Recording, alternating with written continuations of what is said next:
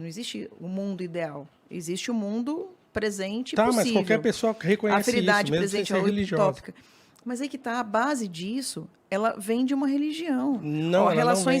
As relações e lealdades familiares, elas vão ser preferíveis ao fascínio de vínculos mais proveitosos. Sim. Também tem uma relação, sim, de cultura judaico-cristã ou de religião. A relação, o que eu tô querendo dizer, Carla, Comprar e expandir será menos importante do que conservar, cultivar e desfrutar. Uhum. A dor da perda será maior que a excitação da novidade Sim. ou promessa.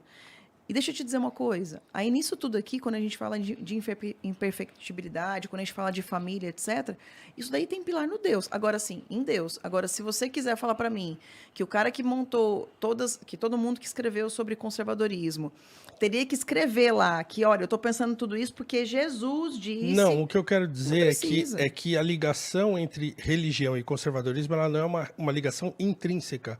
E, por exemplo, o Scruton, que é o grande filósofo do conservadorismo do século XX, ele faz muita questão de separar essas coisas. Inclusive, ele vai reconhecer que existem autores conservadores que são religiosos e que advogam essa ideia de que há alguma... Mas ele faz uma longa explanação para dizer, olha, o fato da sociedade possuir uma religiosidade não significa que esses princípios eles são intrinsecamente ligados à religião das pessoas.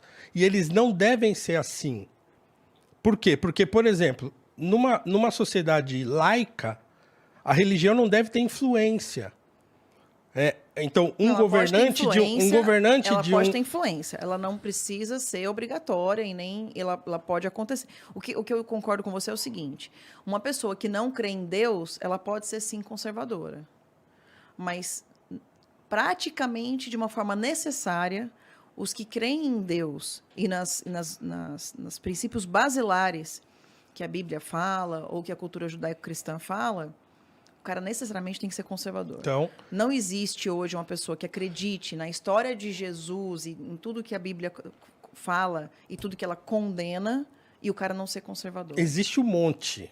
Se eles estão certos ou não é outra discussão. Agora, tudo bem. Mas aí a gente grande parte dos conservadores, grande teoria... parte dos cristãos são conservadores, mas nem todos os conservadores são cristãos e nem é preciso sê-lo.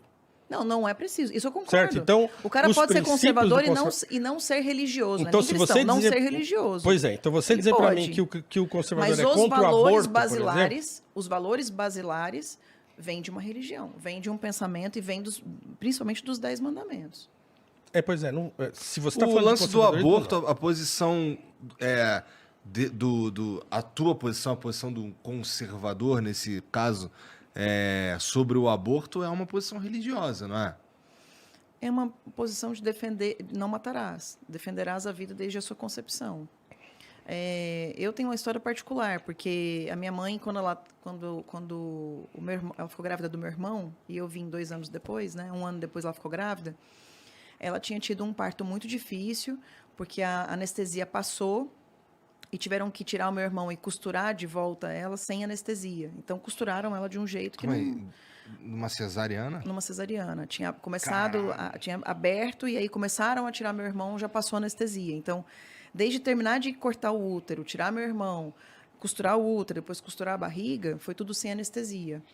Então, não pegava mais anestesia. Foi muito sofrimento. E, além do sofrimento, teve a questão de você costurar de uma forma que o útero poderia se romper caso ele viesse a ficar elástico de novo.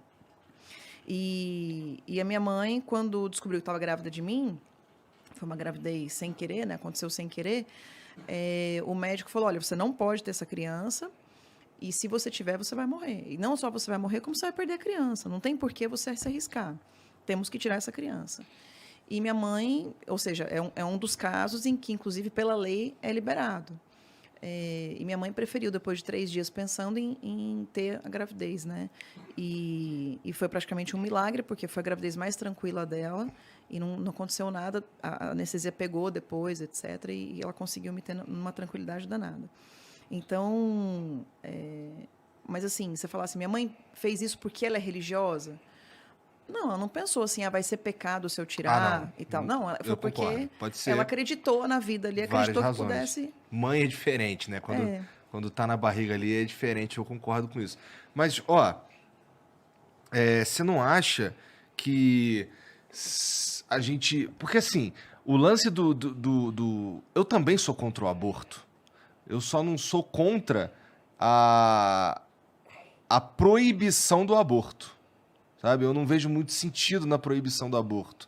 Eu acho que, assim, eu tenho a minha posição, eu imagino, assim, eu acredito firmemente que se eu fosse mais jovem e a minha namorada engravidasse, eu não sugeriria um aborto, porque eu, pessoalmente, sou contra o aborto. Mas eu não sou também a favor de alguém dizer pra mim o que eu posso ou não posso fazer com o meu corpo. Por que que o Estado devia ter esse poder? Por que a gente não faz um plebiscito?